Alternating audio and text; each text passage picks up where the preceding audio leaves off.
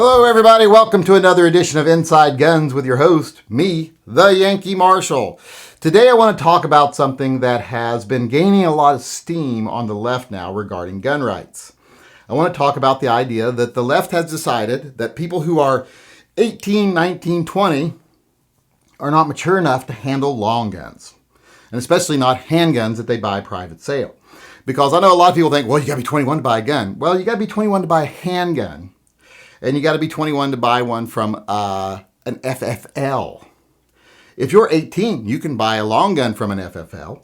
You can buy a handgun from a non-FFL, private sale. That's the law in most places in the country, except for here in Washington, where 1639 has outlawed it, which is one of the reasons we're fighting against 1639 so much. But the whole notion that the left has been pushing is that at 18, 19, 20, you're just not mature enough to handle a firearm. And they want to pass that in legislation. And, you know, I don't think I have to be coy about how I feel about most people under the age of 21. In fact, I have said many times, I don't think people under the age of 25 should be allowed out in public without adult supervision. You should be responsible for those kids till they're 25 years old and keep them away from normal people until then, at least without you being there. And I'm also a firm believer that when 16 and 18-year-olds are out in public, even if they're with their parents, people over the age of 25 should be able to smack them just when they need smacking. So I'm probably not the best person to stand on the soapbox and defend 18-year-olds buying long guns or handguns. So I'm going to say right now, I would be willing to listen to proposed legislation that says you have to be 21 to buy a handgun from anybody or a long gun, period. So I'd be willing to listen to that. Now, a lot of people right now is where they get mad at me and go like, you're willing to infringe our rights. Well, I'm going to tell you there's 2 points on that. One, I don't think it's really an infringement of a right to say 18, 19, 20-year-olds can't do this, any more so than it is to say 6-year-olds can't do this, can't get a license, can't vote, can't, there's got to be an age cutoff. There's a part where you transfer from child to adult. And this isn't the 1840s where we all lived to 35 and then we get a splinter and die. So it's not the same as it was back then. People aren't getting married at 12 and 14, etc. So I think we should have a conversation and I would listen. But only if the bill was consistent and it contained other things. Now, I don't mean totally unrelated things. I hate when they do stuff like that. I hate when they pass a bill that says, let's save the Florida wetlands. And then they tack on something also and also let's make it legal for politicians to cheat on their taxes. If they get caught, they can't get in trouble. Now, they always add things like that to bills that make it to where you can't vote for anything.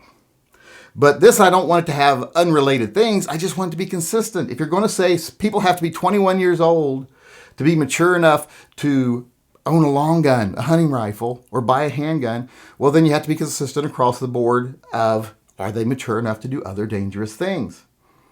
So you have to turn to the people on the left, the Democrats, and say, okay, we will say, all right, 21 is the legal age for everything now, but you have to say that includes voting. If a 18, 19, 20-year-old isn't mature enough to own a shotgun, well, then clearly they're not mature enough to decide who's running this country or to direct the future of this country. So they don't get to vote. Well, they're not going to go for that. There's no way, because they count on that uninformed 18 to 20-year-old voter. That's how they get elected.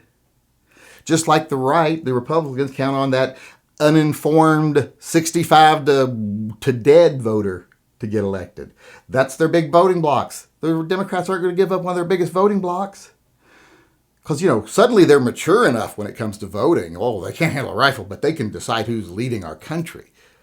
So which is it? Are they mature or are they not mature? So you have to tell them 21's the age now, so they can't vote. They wouldn't go for that. That'd kill the bill right there. So whether I'd be willing to listen to it or not doesn't matter.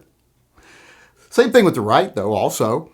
If we said, all right, if you guys, because they're not gun-friendly either, if they said, got to be 21 to own a long gun or buy a handgun from anybody, and there are Republicans that support that, we'd say, okay, but if you got to be 21 to own a gun, well, clearly, if you're not mature enough to own a gun at 18, 19, 20, then you're not old enough or mature enough to decide to lay your life down for your country, so we have to raise the minimum age of service for the military to 21.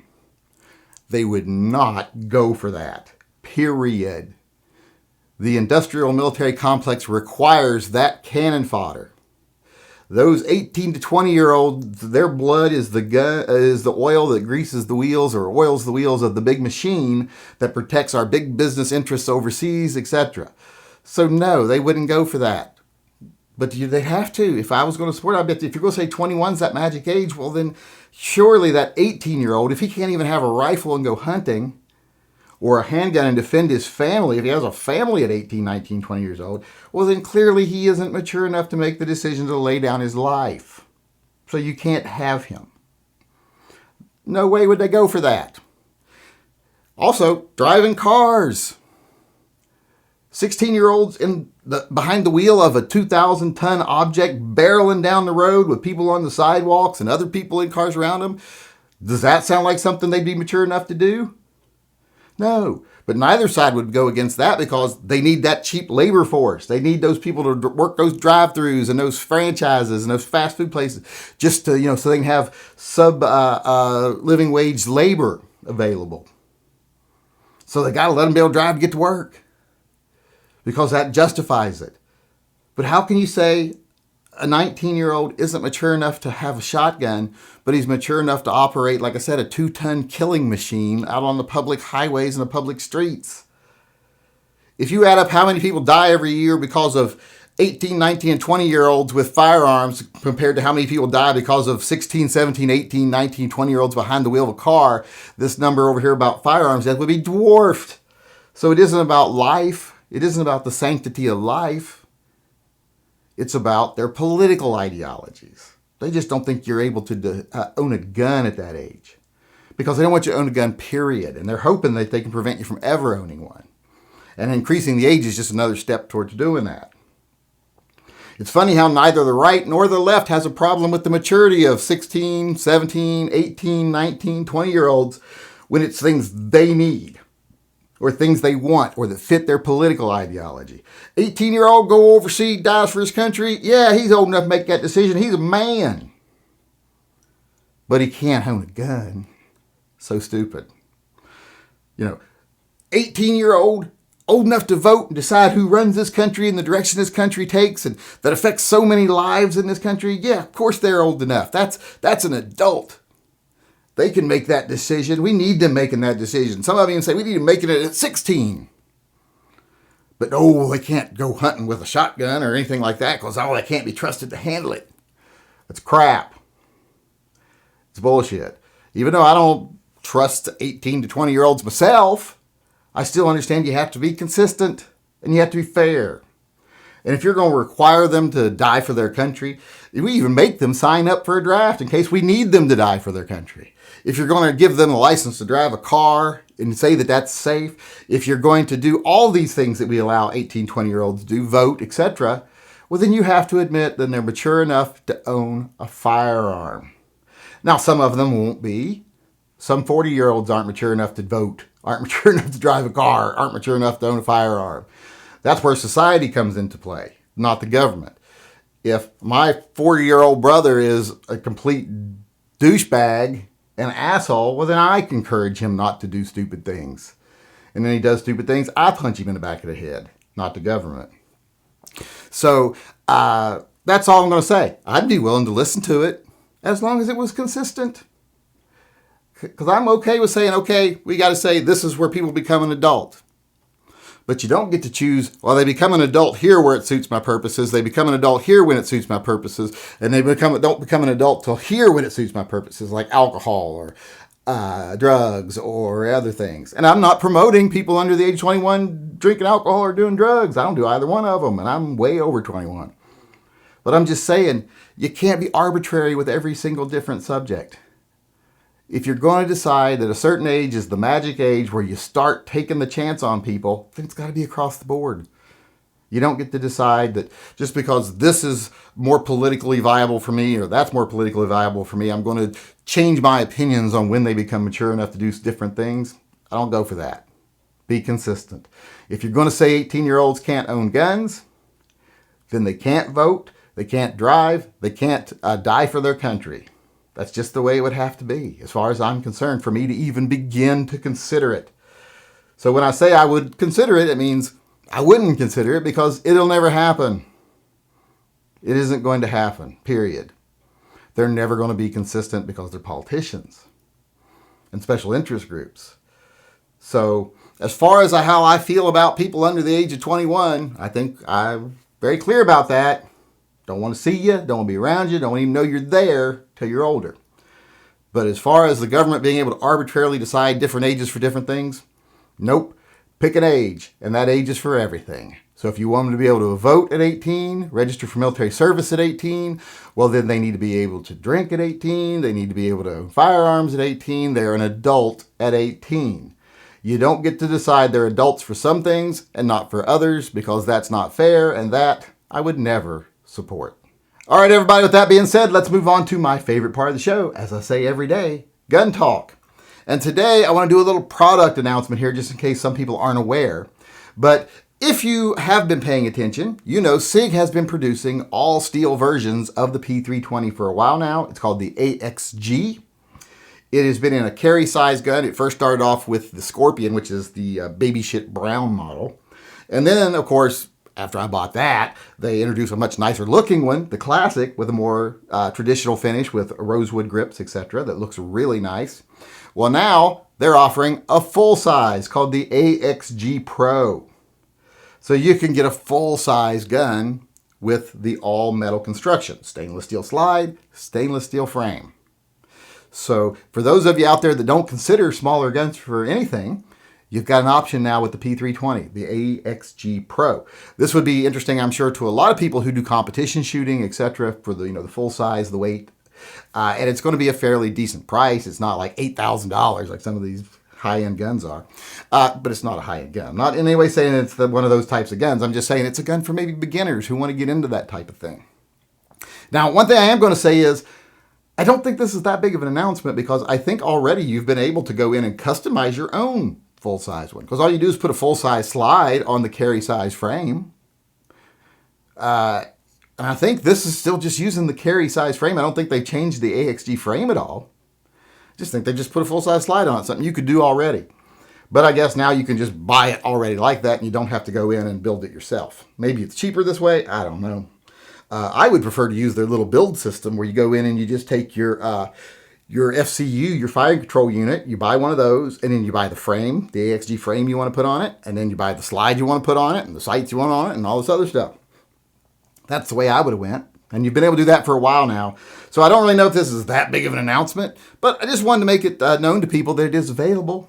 And more so, let them know you can go build one if you wanted to anyway already. So that's our gun talk for today. Just letting you know, if you didn't know already, that the SIG P320, the PIG 320 as I call it, has been available in an all steel model, all stainless steel model for a while now. And now it's also available in a full size. All right, everybody, today I want to end the show with our pet rescue of the day. And today we have Bailey coming to us from Brandon B. Now, right now you might be thinking, wow, Bailey is kind of a funny looking dog or a really weird looking cat. But Bailey is neither. Bailey is a Congo African gray parrot, which I didn't even know was a thing. I know parrots are things, but I don't know the brand names of these types of things, these birds. But Bailey is a parrot, to put it shorter there. And I wanted to show Bailey today because a lot of people don't think about rescuing birds. They think if you want a bird, just go buy a bird. I mean, who puts birds up for adoption? But a lot of these birds live a long time. It's one of nature's cruel jokes. Dogs, 10 to 20 years, tops, whereas these birds can live for frickin' ever. And I'm not downplaying the birds. I think these parrots and everything, they're very intelligent. They form bonds with their humans. They get sad when they lose a person or when they lose their family. So they need a new good home. So, I mean, I just don't like birds for one reason. I just don't think an animal should be a pet. I just think they should be out in the wild flying around. But for people who love them, they love them. And they're there, so they need to be taken care of. So that's why I would, in the case of birds, I'm even more, don't buy a bird, adopt a bird, because we don't need more birds being taken out of the sky and put in cages, but we need people to care for the ones that are already in cages. So that's why I wanted to show Bailey today, because they need it. They're out there. There's lots of them. Like I say, these things live forever. Often they get left behind when people pass away, or people take them and they're like, I didn't know these things were going to live so long, and they get rid of them. So that we need people to adopt them and care for them and give them the love they need. Birds actually do need love. Not all birds. Some birds are dumber than rocks, like turkeys and chickens and stuff. But parrots, crows, things like that, they're very intelligent. It's kind of like people. Some people dumber than rocks. Some people fairly intelligent. But that's why I wanted to show Bailey today, to show that there are our feathered friends out there other than just our furry friends that need adopting. So I wanted to say thank you to Brandon for being the type of person that opens his home to one of our animal friends in need, and say congratulations to Bailey on finding, I don't know if it's a him or a her, but his, or we'll just call them they. Their pronoun will be they or their. So congratulations to Bailey on finding their forever home. All right, everybody, that's our show for today. I hope you enjoyed it. I hope you come back again tomorrow. Until then, I'll sign off by saying, as usual, as far as the state of the world today is concerned, it is what it is. It could be better, but it could be a lot worse. But what it will be in the future, if we continue to ignore the profiteers and the fear-mongers and the propagandists who want to manipulate you and profit off you, if we ignore those people and continue to fight smart and hard for our rights in this country, what things will be in the very near future is better.